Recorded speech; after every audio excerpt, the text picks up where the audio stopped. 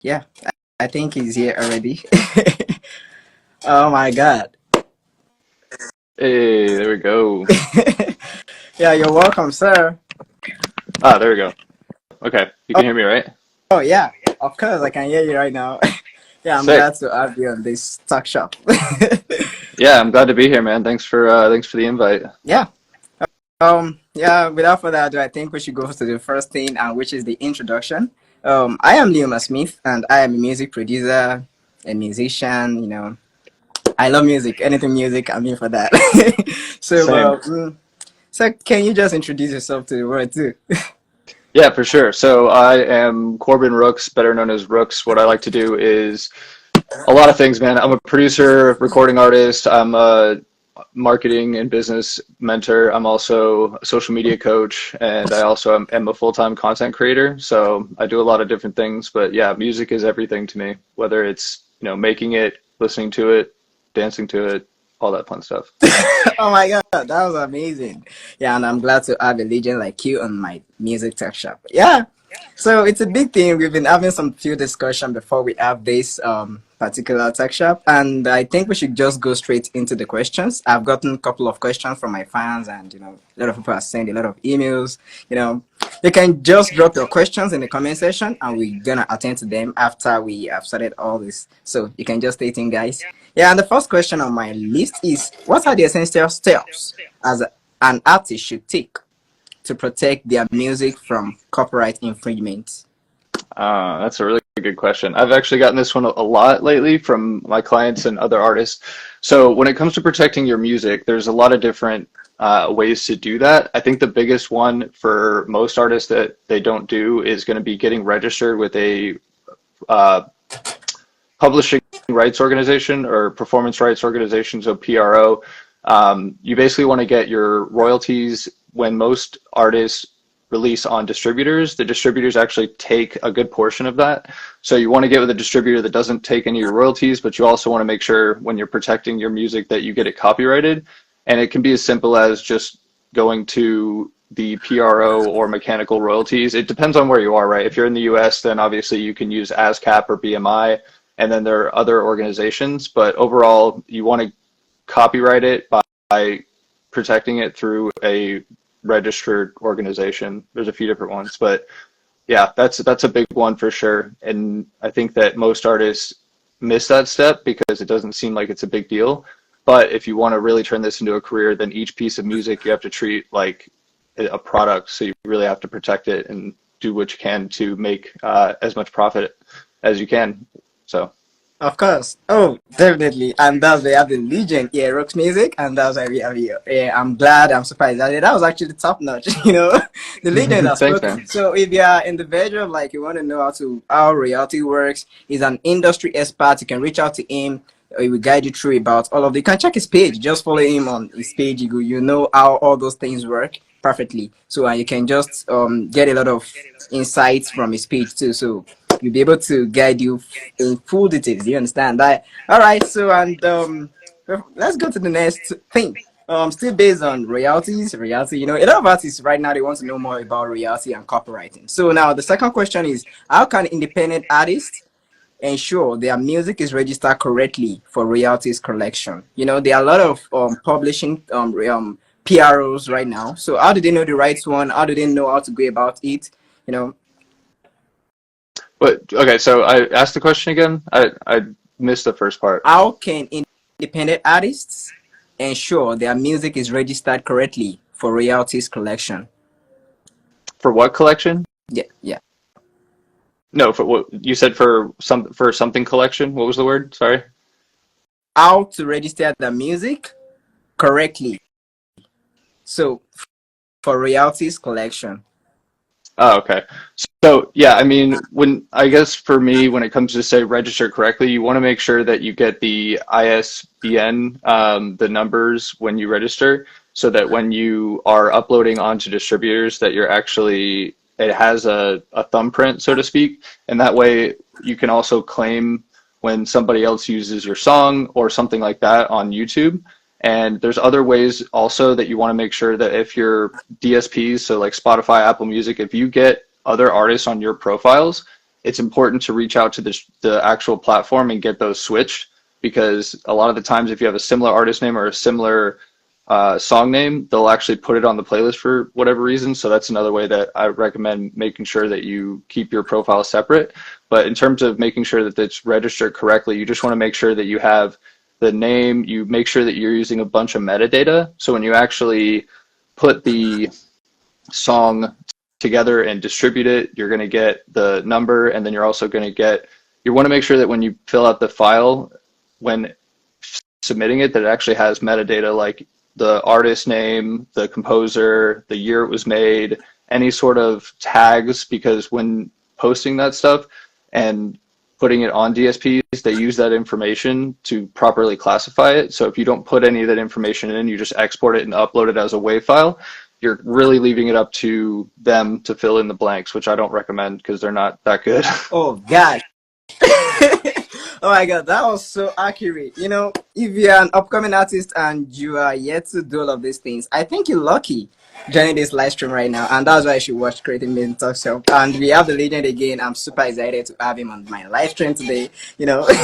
This talk shop is basically for the legends. So yes, first. Appreciate that, man. So You've had a lot of good yeah, legends on give me this show. some. I went back and looked at your past shows. You've had arts, and then you've had a couple other people in the niche. So it's you got a good show going, man. I Oh like wow. it. Oh, wow, thank you. Yo, of course, we have some other questions, and based on creativity and diversity, we have a lot of AI generated sound right now. So, and that was what prompted this question. Do you think AI generated music will pose challenges for copyright and royalties? Yeah, yeah, yeah. Oh my God, yeah. So that I'm glad you brought that up because I'm really big into AI, as I'm sure anyone who follows me is aware. In terms of the royalties and challenges, I think that there is enough going on with the bigger distributors and labels that are doing that kind of work for the smaller artists. I don't think that the smaller artist has as big of a challenge per se because at the end of the day, whether it's Suno or whatever these AI, they're getting really good, Hmm. but they don't have the human touch to be able to make those decisions because it's only building music off of what it knows. So if you're making original music, you shouldn't be afraid of AI because AI is just making mashups of other people's music. So, I mean, we'll pose challenges, of course, but I think that the artists that are going to be successful in 2025 and beyond are going to be the ones that learn how to use AI to their advantage without giving up their own creativity. Because there's plenty of AI things out there that actually do the work for you. And I'm not a huge fan of that. I think they're good for creativity and I think they're good for idea generation. But if you're making original music that actually is original, then I don't think it's going to be as big of a challenge as it is for maybe those who aren't as creative or aren't as serious about it. I think AI is going to eliminate more of the hobby artists because the ones who aren't taking it seriously and who aren't being taking those creative experimental steps and actually kind of pushing the envelope like all artists should be doing, then yeah, I don't think that AI is going to be a challenge. But if you're really just kind of skating by, just doing bare minimum, yeah, I mean AI is probably going to knock you out. Oh wow. Oh wow. Oh wow. That was so brilliant.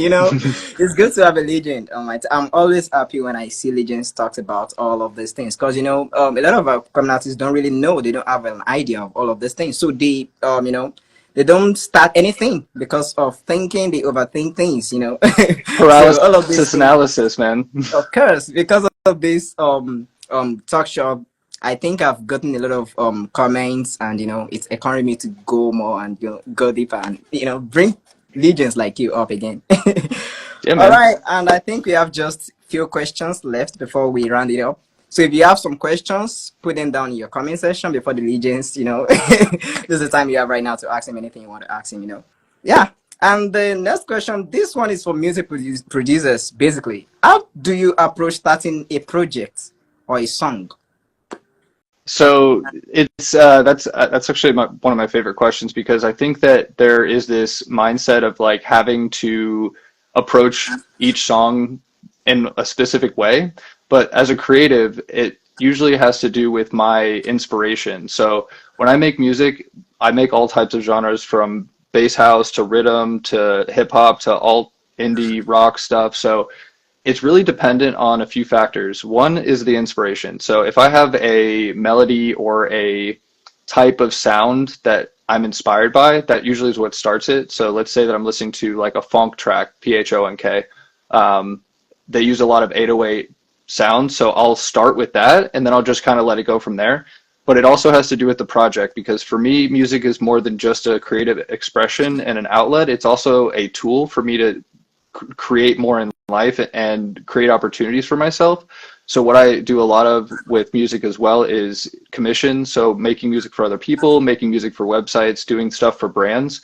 So if that's the case, I'm more going to focus on the result that the client or the person that I'm working with is looking for than I am going to focus on like the inspiration part of it because I've built systems to allow me to approach music creatively when I want to for my own good, but then I've also built systems to where when I'm not inspired, that I can actually get work done. Because if I only do work when I'm inspired, I'm limiting myself production wise because I'm not always going to be inspired because inspiration usually comes after the work. Same with motivation. Like motivation, I'm disciplined, I'm not motivated. Like I'll be sitting here with not wanting to do any of this, but I'm still going to do it because I have to. So, I mean, yeah, it long answer to a short question, but I think that when it comes to approaching a new project, you want to have a theme. I think that's the biggest piece of advice I can offer to any artist because when you have a theme, no matter how deep or generic it is. For example, I work with a rapper in LA that he was making music around sports. So when he got stuck, whether it was on a bar or on a piece in the production process, he referred to the theme. So if they needed a percussive sound, he got a bat noise, like a bat crack, because it's sports. And then when he was writing bars, he started talking about home runs and MVP and stuff like that. But without that theme, you're really just kind of leaving it up to chance or kind of landing on accidents, which I don't think are bad, but I think you'll get a lot more done if you can have a centralized theme, whether it's spooky or whether it's like sports or some specific topic. You'll actually be able to get more done because you'll have that as a fallback, as like a kind of like a guideline. Wow. This is too accurate. This is too much. Definitely, you just killed it. You finished everything right now. I'm just excited to have someone like you. I'm just excited to have you on this talk show because a lot of upcoming artists are going to learn a lot from this because we producers we tend to understand some of these things and based on my previous episode I used to talk about there's no way you can be creative. There are sometimes you have to get creative blocks. I don't know, Mhm. like it's becoming a normal thing. What's your approach to that? How do you approach it? I think that's another great question when it comes to creative blocks. So I actually haven't had a creative block in probably 2 or 3 years, I'd say. And I think the biggest contributing factor, I realized that creative blocks come from not having a clear goal when it comes to what you're trying to do, whether it be the session is a sound design session or the session is to finish the track or lay the drums. I see a lot of artists that don't have a clear path when it comes to making music, and I think that's where the creative blocks come from because a really common instance is, let's say that you're laying down a track, you're getting really good progress, but then all of a sudden you stop to start making a sound, like a custom sound for your main bass or something like that. And that can really hinder your progress because you get so focused on, oh, I got to make this sound right, instead of just finishing the track. And I think that if you can focus on just kind of filling in the track as a simplified version and then go back, you'll keep that momentum that you've created during the beginning. So instead of stopping to work on, let's say, a custom sound, just throw a preset or a sample in or your own voice, like a voice note, so that you have the idea, and then you can go back and redo the bass or redo the whatever you're working on. Because if you stop to get stuck on something that doesn't really matter, in my personal opinion, then that's where you run the risk of creative blocks. And then to take a step back, let's say you have a creative block to get started. Again, I think that comes back to understanding what inspires you and what it takes for you to be creative, because everyone's different, everyone's inspired by different things. But if you're listening to music that you like, if you're doing activities that are fun to you, if you're experiencing something outside of these four walls, I think that those contribute a lot to your creativity. Because if you have those, and then going back to what I was saying before about having a theme, if you have an end goal in mind when you sit down and you have a theme and you have inspiration from your life, I don't see what the creative block would come from, because yeah, you should have everything you need there. And then the only other creative block, which I don't see as a creative block, I think it's a skill gap, is what I would call it, is when you get to a certain point in the process, whether it be arrangement or, sound design or something like that. If you're not up to par on the skill when it comes to that piece of the track, don't get hung up on being like original when you're not done with the track. Just fill it in with something and keep on going, because the key to being productive in a production session is just keep it moving. The more you stop and question your um, choices and decisions, you're going to give yourself a less decisive mindset, because there's something called decision fatigue, where the more decisions you make throughout the day, the harder it becomes to make decisions. That's why we all make worse decisions at night than we do in the morning. So yeah, just knowing that, go into your sessions with a fresh mindset, and don't limit yourself, and really have a goal in mind when I sit down. So instead of going, I'm going to make music today, sit down and be specific. I'm going to make the drums. I'm going to fill out the melody. Like, write it down, be specific, because again, if you aim at nothing, you'll hit it. Hmm. Definitely. This is top notch. Like, Thanks, this brother. is just accurate because, a lot of people find a way to get themselves out of creative blocks, and, that's like a huge thing for them. But with this, I think they've learned a lot. So I think we have just two questions left. And the first one is, um, what's the, like, how important is E&R for emerging Mm, artists? And what role does it play in their growth and success in the music industry? that's a really good question too. I think that what I've from my experience with A&Rs, it's helpful to build long-lasting relationships with A&Rs, because when you look at what they do, their whole job is to basically get you connected with the label and overall have a relationship with the company. So they're kind of like a middleman between the labels and all the distribution and all that. So I don't think it's absolutely necessary in today's time, if you aren't serious about it, to go through that route. But I do think if you are serious about being in the industry at the highest level, and you want to make this something where it's based on credibility and your overall brand, then it is really important to start building relationship with specific A&Rs from specific labels and companies that you want to be a part of. Because if you just reach out to them randomly and you're like, hey, I've got this cool song, or hey, check this out, like, you're one of thousands of emails. They're not really going to care. But if you take the time to get to know them and offer something up front by either, being a normal human and just giving them compliments or asking them questions. But at the end of the day, when it comes to A&R, it's about research and constant communication and constant follow-up and being professional. It's like that pretty much when it comes to any business side of the music industry. We're all busy, we get it, but if you really want to actually get results, you have to be patient and you have to just be consistent, because it's not the fourth or the fifth email or the fourth or the fifth DM that gets it. It's usually like the eighth or ninth. And if you're not willing to go that far, then don't even start, because there are thousands of people out there knocking at these people's doors, A&Rs. So how do you be different? You be normal and you approach them with something that they want. If they're looking for artists from a specific genre, then you can approach it from that perspective. If they aren't looking for your type of music, then what's the point, So I say all that to say, understand who the person is, what their role is, and then I would get very curious about what they're looking for, because if you start pitching to them without understanding what they're looking for, it's going to be a mismatch, like, almost instantly.